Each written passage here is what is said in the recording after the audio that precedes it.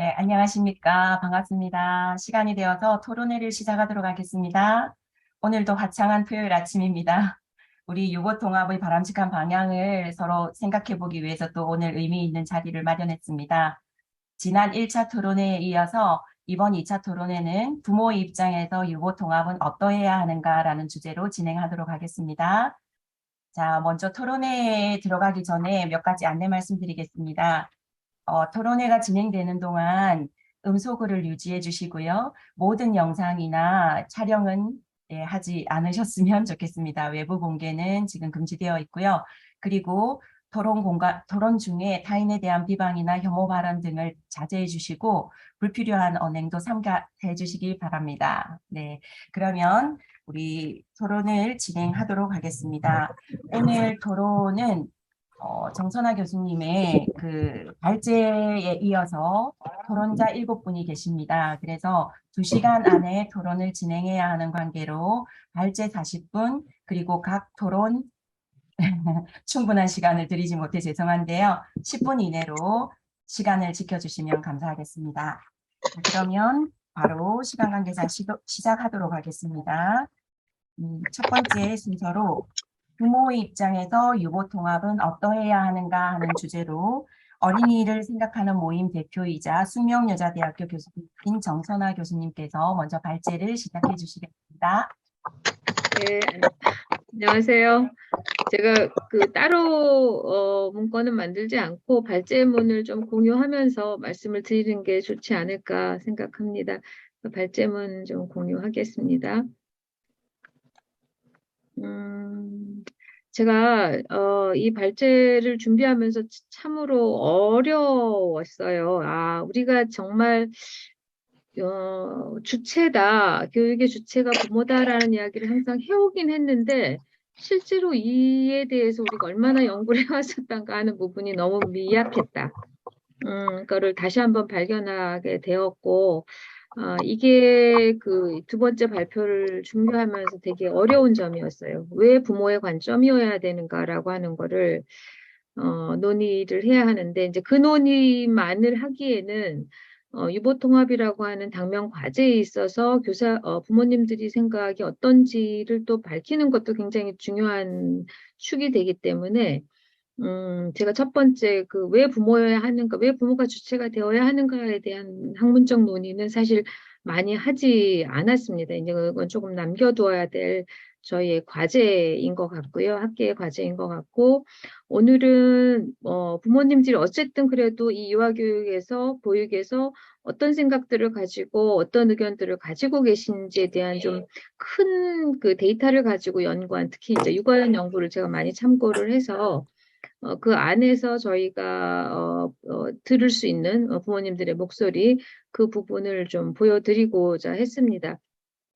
지난 1차 토론회 때 결론은 그래, 당장 교육부로 빨리 통합해야 한다라고 하는 결론, 아주 심플한 결론이었고, 그래야만이 그 다음에 아래에서 하부 단위인, 네, 하부 단위인 지자체와 그다음에 교육청이 작업할 것이다. 그리고 그 하부 단위에서 작업은 결국은 그 지역에 살고 있는 부모님들, 아이들을 위한 정책으로 만들어질 거라고 생각을 하는데, 이제 많이들 알고 계시겠지만 사실은 지금 현재 우리나라의 어린이집과 유치원의 지역 격차가 상당히 심화되고 있는 상황이에요.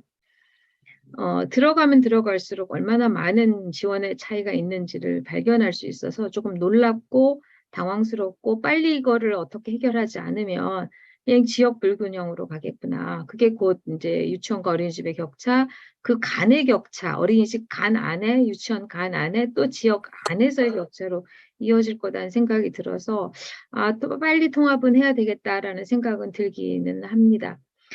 제가 들어가며에 내놓은 그 많은 이야기 중에 이제 몇 가지만 좀 추려서 말씀을 드리면, 우리가 사실상 통합을 한 부분이 좀 있기는 합니다. 예. 예를 들어서, 정보 공시, 그 다음에 그 카드, 아이 행복 카드 하나로 통합을 해서, 이 두 가지는 통합이 됐고, 물론 이제 교육과정이 3, 5세가 통합이 되어 있기는 합니다. 그런데 이제 부모의 관점에서 그러면 이 두 가지가 통합이 됐다라는 게 저희가 조금 유념해야 될 부분인 것 같아요. 결국 이게 부모의 불편함이 들추어졌을 때 빨리 정부가 움직이는구나.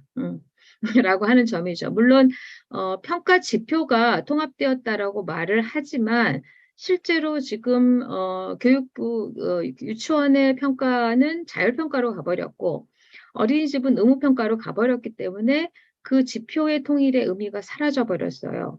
그래서 그거는 지금 현재 통합됐다라고 얘기하기는 되게 곤란한 것 같습니다. 지난번 육아에는 최은영 박사님이 이제 그 세 가지가 그간의 성과다라고 얘기했지만 그 성과 중에 하나가 지금 좀 미미해졌다라는 얘기를 드리고 그렇다고 하면 왜 그러면 부모가 필요로 하는 것을 중심으로 정책이 그 하나로 만들어졌느냐 하는 건 결국 그 접근성의 이슈인 것 같아요. 예.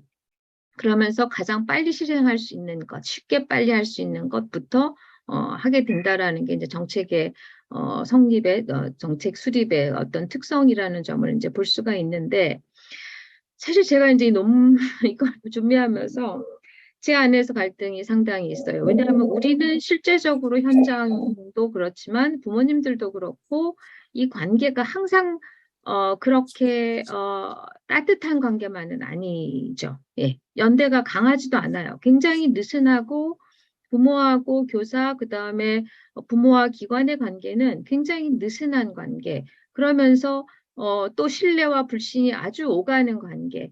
그 온도가 굉장히 시시각각으로 달라집니다. 그 이유는 결국은 부모는 자녀를 중심으로 기관을 보고 교사를 볼 수밖에 없고, 그러나 기관이나 연구자들은 전체를 대상으로 보기 때문에 결국은 이것은 언제나 갭이 발생할 수밖에 없다라는 점인데 그 갭 때문에 한쪽에서는 부모의 의견을 청취하는 것에 대한 불편함을 표현하기도 합니다. 이미 그런 것도 있고요. 그럼에도 불구하고 부모의 입장을 우리가 들어야 하는 이유는 이 교육이 성립이 되려고 하면 부모와 함께 가지 않으면 안 되고 부모와 함께 갈 때 결국은 그분들의 요구가 결국은 질을 높이는 방향으로 옮겨지기 때문이에요. 물론 여기에 있어서 논란은 좀 상당히 있어요. 부모 요구를 무조건 듣는다는 것이 질을 높이는 거냐라고 반문을 하시겠지만 물론 부모의 요구가 적절하지 않은 요구도 있는 것도 사실이지만 그렇다고 해서 그 요구를 듣지 않아야 되는 것은 아니라고 저는 생각을 합니다. 그래서 부모의 요구는 들어야 하는데 그 듣는 것만이 아니라 이제 듣고 우리가 함께 그거에 대해서 논의해 가야 하는, 토론해 가야 되는. 그래서 부모가 주체가 되어야 한다. 그래서 그 부모의 이용 선택권을 보장하는 건 저는 굉장히 중요한 부분이라고 생각을 합니다. 그리고 지난 이제 8월에 그 5세 조기 입학 사건은 결국 우리가 부모가 얼마나 중요한 주체인가라고 하는 거를 되새길 수 있었어요. 근데 이제 우리 안에 있는 이 불편함 진실이 있죠. 예. 이기적이다. 극성이다. 이 부모에 대한 관점들, 그 부정적 인식들, 부정적 모습에 대한 것들을 이제 고민하는 분들이 사실 많은데, 그것은 이제 제가 이제 조금 약간의 논의를 하였고, 오늘 이제 저희 토론에 오신 이수강 원장님이 좀 여기를 더 많이 풀어주실 거라고 생각을 합니다. 그래서, 부모가 사실은 우리가 이거를 같이 고민해야 하는 이유는 이 관계, 그러니까 교육의 이 영유아 교육의 특성이라고 하는 점이라는 거죠. 영유아 교육이라고 하는 것에서 교육과 보육이 불가분의 관계, 교육과 돌봄이라고 하는 게 동시에 제공을 해야 되고 아이의 입장에서나 부모의 입장에서나 이 둘의 관계는 사실은 떨어뜨릴 수 없고 이 두 가지가 결합되고 통합된 상태로 영유아 교육이 정의가 되어야 하는 측면, 이 부분 때문에 부모는 우리에게 있어서 함께 가야 하는 주체는 분명하고 그리고 우리가 공공성이라고 하는 것을 다시 재정의한다고 했을 때 모두의 필요에 의한 모두성이다라고 하는 측면을 좀 고민을 해야 될 것 같습니다. 이제 그런 측면에서 우리는 부모와 함께 가야 하는데 다만 여전히 이제 걸림돌이 되는 건 이종각 선생님이 이제 얘기를 하셨지만 이 교육 주체다운 역할을 하지 못하고 있어요. 왜냐하면 항상 부모는 존재감이 없거나 아니면 말해지는 존재라는 거죠. 말하는 존재가 아니라는 거죠. 그래서 그 교육 주체로서 그 지위가 획득이 되어야 한다라고 하는 이제 사실은 과제가 저희한테 있습니다. 그래서 현재 약자 위치에 있는 부모를 어떻게 그 교육 주체로 서게 해야 할지에 대한 논의가 사실은 저쪽 학부모 학회에서 상당히 많이 진행이 되고 있습니다. 그래서 그쪽에서 이제 논문들도 많이 나오고 논의를 많이 하고 있는데 우리가 가지고 있는 부모를 소비자, 서비스 수혜자 아니면 극성의 부모 모습이라고 하는 부분에 대해서는 인식 전환이 지금 필요한 상태이고 그 전환을 하려고 할 때 유보통합에서 부모가 주체로서 아이들의 교육을 위해서 우리와 전문가들과 정책 수행자들과 어떤 협의를 해나가면서 어떤 것이 아이들에게 가장 이로운 것인가 최선의 것인가를 고민해야 하는 시점이다. 그리고 부모는 충분히 그럴 수 있다. 왜냐하면 저는 부모의 욕망은 부모의 존재라고 생각을 해요. 그거는 어떻게 처리되어야 될, 교육되어야 될, 아니면 뭐 순화되어야 될, 극복되어야 될 것이 아니라고 생각을 합니다. 그거는 그 부모의 존재의 모습이기 때문에 그걸 인정해야 하고, 다만 부모 역시 되어가는 존재다. 되어 갈 수 있다라고 하는 관점으로 우리가 재인식이 필요하고 이 부분에 대한 논의는 조금 더 학문적으로 해내야 할 것 같습니다. 제가 이제 여기 우리는 지금 부모라는 이름을 붙였지만 사실상 유치원은 학부모고 어린이집은 부모예요. 법적으로 지위가 다릅니다. 그래서 이것조차도 사실은 해결을 해야 되고 학부모의 지위를 획득하는 것이 오히려 부모에겐 더 유리하게 되어 있습니다. 그래서 교육부로 통합되는 것이 합당하다라는 얘기를 조금 제가 다시 좀 드릴 수 있는 것 같은데요. 이 법적 권리와 관련해서 이제 학부모의 차원인데 이제 이 김장준 선생님이 그 법령에서 우리 학부모들이 어떤 권리를 가지고 있는가라고 하는 거를 좀 분석한 연구를 제가 참고를 했는데 이분이 말씀하시고 있는 이 학부모의 권리, 의견 제시권, 참여권, 요구권, 알 권리, 동의권, 의견 진술권, 프라이버시권으로 이제 정리를 하시고 이것과 관련된 법령이 그럼 과연 어디에 얼만큼 있는가인데 이 안에 어린이집의 부모에 관련된 영유아 보육법도 포함되어 있습니다. 그리고 학부모가 아닌 부모로서의 지위까지도 다 포함해서 봤을 때 현재 우리나라의 법령이 한 166개 정도인데 이제 이것조차도 이제 미흡하다고 지적을 하시는데 제가 이제 그 중에서 영유아 부모의 권리를 좀 개략적으로 살펴보면 조금 더 이거 면밀한 건 아니고요. 예, 그냥 표피적인 분석이 될 수 있습니다. 의견 제시권이라고 하는 부분, 그러니까 자녀 교육에 대해서 의견을 낼 수 있습니다. 지금 현재 교육기본법 상에서, 그러니까 유치원 부모님들은 지금 자격이 있지만 어린이집 부모님들은 여기 교육기본법의 부모가 아니어가지고 학부모가 아니어가지고 또 사실은 이것도 갖지 못한 지위일 수 있습니다. 참여권 같은 경우에 유아교육법이나 영유아보호법 상에서 이제 운영위원회 참여를 한다. 이 정도 권리가 있고, 국가 차원에서는 유아교육법에 이제 유아교육위원회에 참여할 수 있다라고 하는 정도가 보장되어 있고, 그 다음에 이거는 이제 학부모가 아니고 모든 부모에 해당하는, 그 문화예술교육법이라고 하는 게 있더라고요. 문화예술교육을 받을 수 있도록 할 권리를 주장하실 수 있습니다. 지금 현재. 그리고 이제 교육법상으로 이제 학교급식법과 특수교육법으로 되어 있는 부분, 그 다음에 이제 초등등 교육법에 따라서 조기 입학에 대한 것, 그 다음에 특수교육 대상자 선정 요청과 관련한. 그러니까 보시다시피 사실상 부모님들의 많은 지위가 교육법상에서 보장되고 있어요. 어린이집은 사실은 굉장히 지금 이 안에서 소외되어 있는 셈인 거죠. 유치원은 물론 있다고 하지만 유치원은 이제 그 초중등 교육에 들어가 있기 때문에 유치원 부모님에 해당하는 몇 개 항을 제외하고는 사실은 모든 유치원 부모님들은 모든 것들에 권한이 있다라고 보실 수 있는 것 같습니다. 그래서 이처럼 조금 우리가 가지고 있는 이 부모들이 행사하실 수 있는 권리 또 있지만 또 이제 의무도 사실은 좀 있고요. 또 책임도 있습니다. 그래서 제가 이제 이것을 가지고 온 이유는 이제 교육부 통합의 논의 시에 부모님들이 그 논의에 주체가 되어야 한다. 그 안에 포함되어야 된다. 그간에 사실상 상당수가 그 연구자들, 학자들, 내지는 이제 이해 당사자들인 어린이집과 유치원의 관계자들, 원장, 교사들, 뭐 교사도 많이 포함되지 못했죠. 원장님들 중심으로 참여가 이루어졌는데 이제 이게 왜 부모로 조금 더 참여가 확대되어야 하는지에 대한 것을 이 부분으로 좀 풀어보고자 했고요. 이제 그리고 이제 그러면 부모의 요구에 의해서 분명히 유보통합은 논의가 이루어져야 하는데 제일 먼저 생각해야 될 것이 결국 우리 부모님들이 아이들을 보낼 수 있는 그 기관들이 집 가까이에 있는가라고 하는 부분인 것 같습니다. 아이들을 보낼 수 있는 집 가까이의 기관이 얼마나 있는지를 좀 보시면, 아이고, 죄송합니다.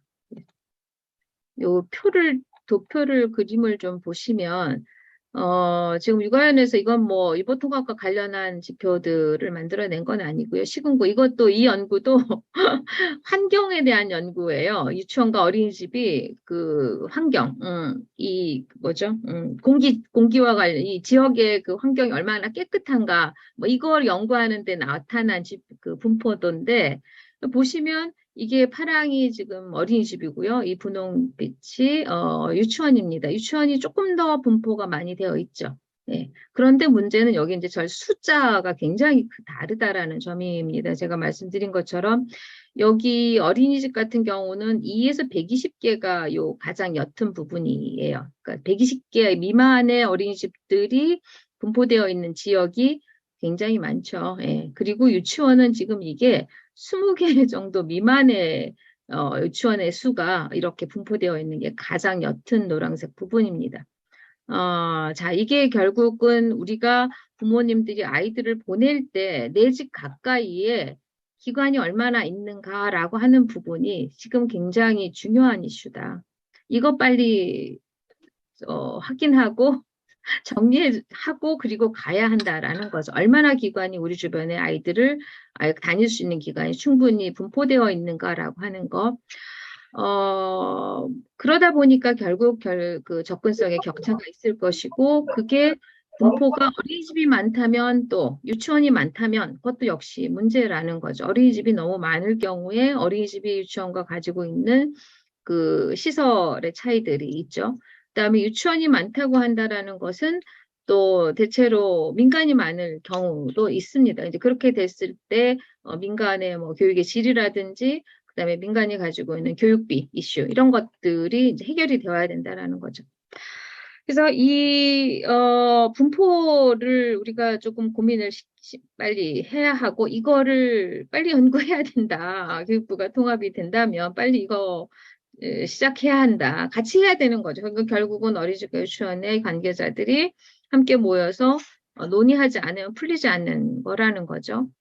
그 다음이 민간 이용률이죠. 우리가 너무나 잘 알고 있는 사립유치원과 민간 어린이집의 이용률이 여전히 높다라는 거는 결국은 이 기관이 많기 때문이에요. 많기 때문인데 많은 거를 국공립으로 전환하는 것으로 유보통합의 방향을 정하는 건 유보통합을 못한다는 얘기거든요. 어떻게 그걸 다 정리를 하고 갈 수 있을까요? 못하죠. 그러면 이 기관들이 비용의 적정성이나 아니면 그 교육의 교육의 질을 높일 수 있도록 하는 방향으로 이제 옮겨져야 한다는 얘기이겠죠. 그래서 제가 이제 말씀드린 것처럼 여기 민간주도 어린이집 유치원 이용률이 높다는 건 접근성, 비용 적정성, 양질을 담보할 수 없다라는 거를 이제 말하고 있는 거죠. 이게 우리가 해결해야 될 문제라는 거죠. 국공립 유치원으로 모두 만들어서 갈 수 있기에는 너무 요연할 수 있다라는 거죠. 물론 뭐 혹시 그 뭐 아이들이 없어서 우리가 해결할 수 있지 않느냐라고 말씀을 하시는 분도 있겠지만 그거는 또 다른 구체적 논의가 필요한 것 같고요. 이제 아까 여기 말씀드린 대로 이제 민간과 사립의 비율입니다. 유치원 절대적으로 많죠. 그리고 어린이집도 사립 민간이 많은데 문제는 여기 가정까지 다 포함하면 사실상 민간의 그 이용률이 굉장히 높은 상황입니다. 물론 지난 정부에서 40% 국공립 달성을 어린이집들은 좀 한 것 같은데 유치원은 많이 거기까지 도달하지 못한 걸로 보여집니다. 자, 제가 왜 이 가까이에 어린이집이 있어야 되느냐 하면 부모님들은 이거를 제일 중요하게 생각해요. 멀리 아이들을 보낼 수 없다라는 거죠. 가까운 곳에, 집 가까운 곳에 있는 곳에 보내고 싶고, 그런 다음에 뭐 프로그램이 좋든지, 뭐 교사가 좋다든지, 뭐 이런 여러 사항을 고려하면서 선택을 하게 됩니다. 그러니까, 결국은 일단 분포를 정리를 해야 되는 거죠. 어린이집과 유치원에 적정한 그 분포 어떻게 우리 아이들이 어디 기관에 얼만큼 갈 수 있는가. 그렇다 하면 어린이집이 많다 하면 그 지역에 돈이 많이 투입이 되어야 될 거라고 보여져요. 예. 그리고 민간 어린이집 많다는 얘기는 또 부모님들한테 적정 비용을 지원해야 되는 것이 필요할 것이고요. 그래서 저는 이제 국가 차원에서 이보통합이 논의된다라고 한다라는 건 결국은 가장 필요로 하는 부모님들의 요구에서 이 정책의 순위들이 결정이 돼야 된다라는 생각을 자꾸 더 굳히게 되는 것 같아요. 근데 지금 현재 논의되는 거는 의무 교육이 되든지 아니면 교사 자격을 통일하자 이런데 그거는 너무 시간이 많이 걸린다라는 거죠. 그렇기 때문에 이제 제가 뭐 논의도 했지만 부모님들이 유보통합에 대해서 입장이 유보적이다라고 하는 것도 아마 그와 무관하지 않다라는 생각이 들고요. 그 다음에 참 우리가 노력을 많이 했음에도 불구하고 왜 부모님들은 이 유치원이나 어린이집을 이용하는 데 있어서 만족도가 그리 높지 못한지가라는 거죠. 이거는 우리 전문가들이 고민해야 될 지점이라는 거예요. 무엇이 적절히 제공되지 않아서 불만이 여전히 있는지 5점 만점에 3.9, 4점을 넘지를 못하고 있습니다. 그래서 이 부분이 이제 질적 수준을 이제 담보해야 할 때 이제 우리가 논의해야 되는 지점들이고, 근데 왜 그러면 불만하느냐라고 물어봤더니 질이 낮다. 내용의 수준이 낮다. 이 부분은 굉장히 의미가 여러 가지일 수 있습니다. 충분히 논란이 될 수 있지만, 그러나 이용자 관점에서 낮다라는 거는 뭔가 불만스럽다라는 거고요. 그 불만의 지점은 찾아내서 해결해야지만이 유보통합의 의미가 있는 거지, 체제를 통합했다고 야호 할 수 있는 일은 저는 아니라는 생각을 좀 합니다. 그리고 이제 이거를 다시 또 다른 조사에서 또 나온 게 있어요. 이 영유하고 초등 1학년 부모 대상으로 유아교육과 보육의 질적 수준에 대한 조사를 한 거니까 이거는 뭐 이용했었던 사람과 지금 현재 이용했었던 사람까지를 다 했을 때도 평균 3.5점 정도밖에 나오지 못해요.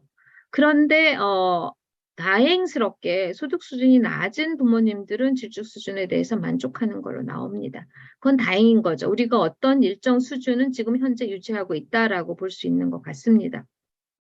그래서 이 불만의 지점을 조금 추론해 보자면 유치원은 돌봄에 대한 불만이 있을 수 있고 어린이집은 교육에 대한 불만이 있을 수 있습니다. 그래서 그게 이분들이 부모들이 말하고 있는 서비스 불만의 가장 큰 핵심 내용이 되지 않을까라는 생각을 할 수 있습니다. 제가 여기 지금 세종시 사례를 좀 담았는데요. 세종시 유치원과 어린이집 부모님들을 대상으로 그 FGI를 해서 도대체 불만스러운 점, 만족스러운 점, 왜냐하면 그분들이 어린이집을 이용하고 있는 이유, 유치원을 이용하고 있는 이유를 좀 알고 싶었어요. 그리고 특히 세종시는 국공립 유치원이 거의 100에 한 군데 빼곤 다 국공립 유치원입니다. 그리고 그 한 군데도 전환이 된다나 뭐 이런 얘기를 제가 들은 것 같은데 어쨌든 자 무슨 얘기냐 하면 국공립으로 완전히 국공립이면 부모님들이 만족할 것이다라고 하는 우리의 그 약간의 기대가 있잖아요. 그런데 그럼에도 불구하고 불만이 상당히 많았어요. 그리고 유치원에는 안 보내고 나는 어린이집에 보내겠다는 부모님들이 많았습니다. 그래서 그것이 무엇인가를 우리가 밝혀낸다고 하면 유보통합의 어떤 방향성, 그다음에 정책의 수립의 선우, 우선순위들이 좀 나오지 않을까라고 하는 것으로 연구를 했을 때 발견된 거는 사실은 격차가 상당히 많이 발견이 됐어요. 그리고 흔히 이제 유치원에서 어린이집을 바라보는 시선 중에 하나가 뭐냐면 어린이집이 교육을 제대로 하지 않고 특별활동을 너무 많이 한다. 적절하지 않은 특별활동을 많이 한다. 그 질이 낮은 특별활동의 문제를 많이 삼는데 그러면 어린이집 아이를 보내는 부모님들이 그것에 대한 인식이 없느냐? 그렇지 않아요. 있어요. 부칠이 낮다라는 걸 알고 있습니다. 그러나 주지 않는 것보단 낫다. 라고 하는 인식인 거죠. 예. 그래서, 이 부분이 우리가 향후에 유보통합이 된다면 적극적으로 좀 손을 봐야 하는 질적 개선의 부분에 있어서, 물론 교사의 자질을 높이는 것도 중요하지만, 이 시간 안에 어떤 적절한 교육이, 주어져야 할 것인가에 대한 논의를 조금 더 깊이 해야 되는 지점이다라는 생각이 좀 들었고요. 좀 사실은 이거는 참 놀라운 일인데, 이 면적 차이가 공간 차이가 너무 격차가 심했어요. 너무 놀랬어요, 제가 사실은. 너무 놀랬고, 이거를 부모님들은 모른다라는 사실도 사실은 더 놀라웠고. 부모님들은 한 번도 국공립 유치원에 방문한 적이 없는 사람이 되게 많아요. 그래서 국공립 유치원이 얼마나 시설 면에서 훌륭한지에 대해서 모르고 있는 경우가 많습니다. 무상급식이라는 것도 모르는 경우도 많고 참으로 놀라운 게 정보 공시가 돼 있다는데 어찌하여 부모님들은 이렇게 모를까? 이런 것들도 사실은 지금 우리가 정비해 나가야 되는 내용들이고 특히 이제 이 장애 영유아 경우에 어린이집에 아이들이 많이 보내지고 있어요. 그래서 국공립에서 좀 더 보내지고 거기서 좀 더 돌봐줘야 되는데 그렇지 못하다는 점들이 좀 안타까운 현실인 것 같고 그 다음에 이제 교사에 대한 불만은 되게 이게 참 이제 논란거리가 될 수 있어서 제가 조심스러운데 교사 불만이 있어요. 분명히 있고 그럼에도 불구하고 부모님들은 어린이집 교사들이 좀 더 따뜻하다라고 하는 것에 대해서는 한 목소리고 유치원 부모님들은 교사가 조금 더 따뜻했으면 좋겠다라는 얘기를 되게 많이 하세요. 물론 훌륭한 교사인 거 다 알지만 우리 아이들한테 조금 더 따뜻했으면 좋겠다라는 거죠. 그게 결국은 우리가 영유아 교육을 정의 내리는 데 있어서 유보통합에서 한 번 더 우리가 영유아 교육이 어떠해야 되는가, 성격이 무엇인가를 규명해야 하거든요.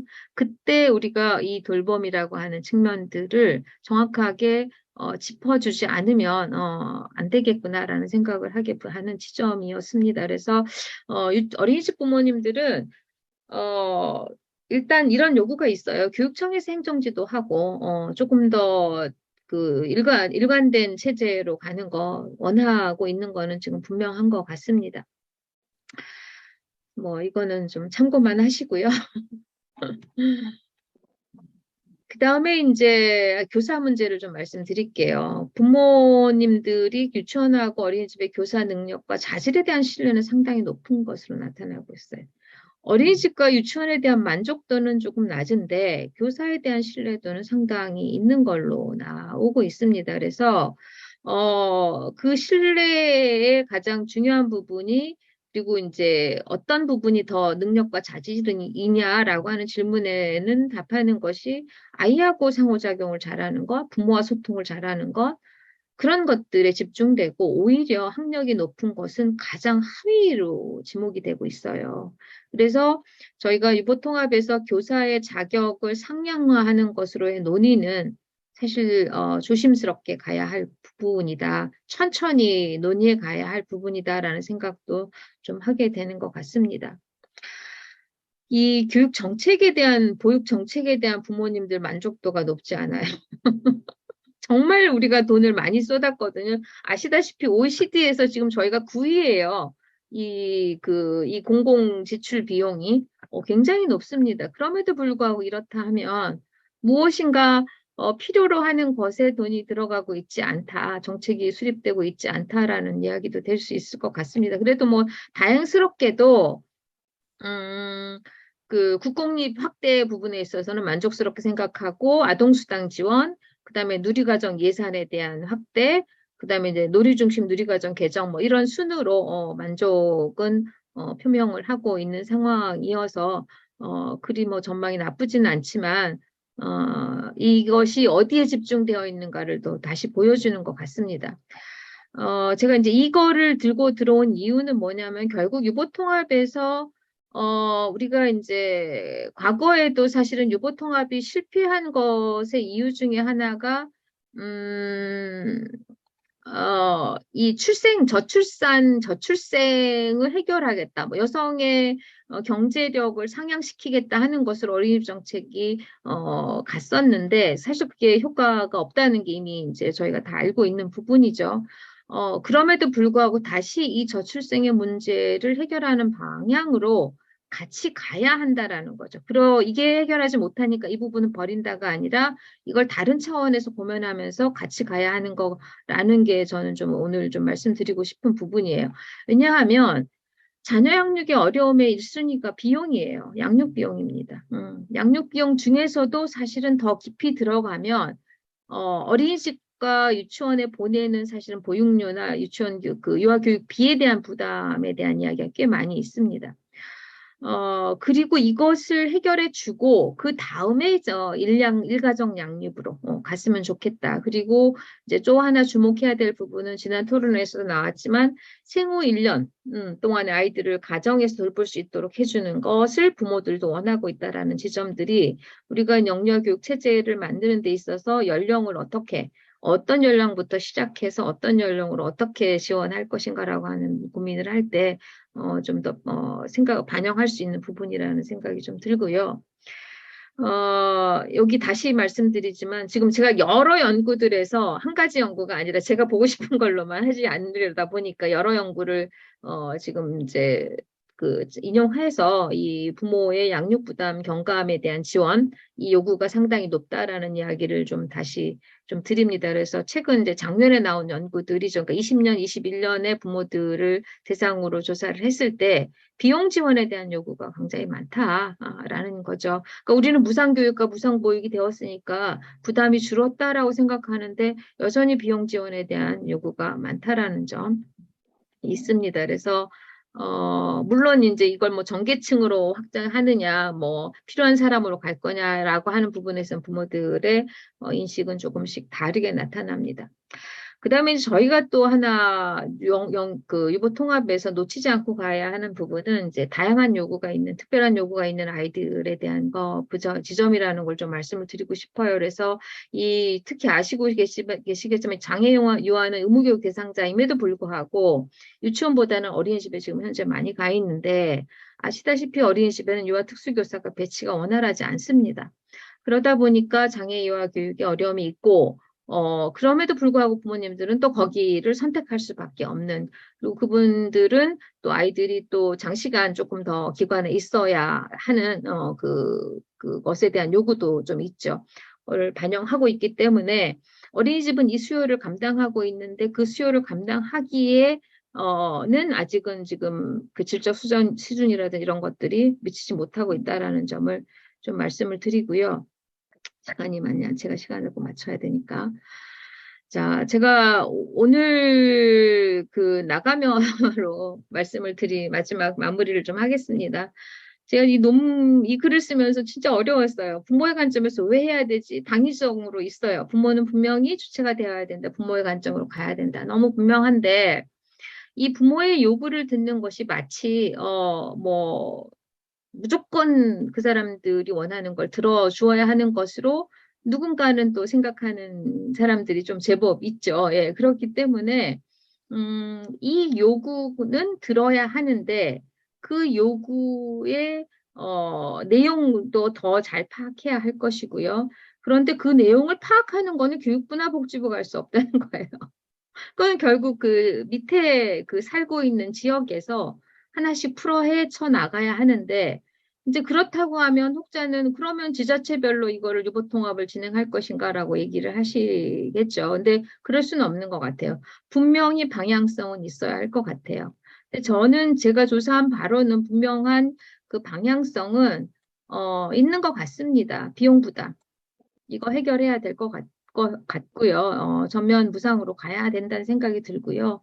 무상급식, 네, 지금 굉장히 핫하죠. 예, 제가 지금 현재 어린이집 급식 연구를 좀 뭐 하고 있는데, 놀랐습니다. 놀라울 정도로 지역의 격차가 심합니다. 그래서 빨리 조정해야 되겠다. 그다음에 이제 교사 대 아동 비율, 부모님들이 가장 지금 많이 요구하는 부분이죠. 그다음에 면적인 것 같아요. 근데 이 면적 부분은 정말 돈이 많이 드는 일이고 시간을 요하는 일인 것 같아요. 그렇다 하면 빨리 이제 조정할 수 있는 것들부터 하나씩 해결해 가면서 정부는 방향성을 주고 그 순위 안에서 지자체가 해결해 나가도록 그렇게 정책의 단위나 수준을 결정해 나가야 되는 게 아닐까. 이런 생각을 좀 해보고, 제가 이제 오늘 그 발제문을 드리고 부모님들, 오늘은 또 토론자분들이 다 대부분 이제 부모님이나 부모에 관해서 전문가이신 분들이셔서, 제가 그 발제한 내용 이상으로 좋은 내용들을 주신 것 같습니다.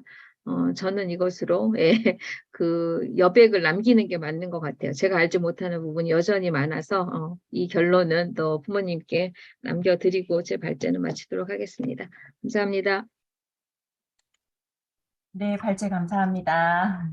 유보 통합에서 부모의 관점이 중요한 이유와 또 부모가 주체로 참여해야 하는 이유에 대해서 아주 구체적인 데이터와 또 법적 근거를 제시해 주시면서 우리의 이해를 충분히 도와주신 것 같습니다. 유보 통합이 부모의 요구, 특히 세 가지 측면에서 접근성, 비용 적정성, 양질의 서비스 차원에서 부모의 요구에서부터 나와야 하고 또 교육부로 통합이 되어서 하나의 관리 체계에서 할 수 있는 것부터 먼저 우리가 시작하는 것이 중요하다라는 것을 강조해 주셨습니다. 감사합니다.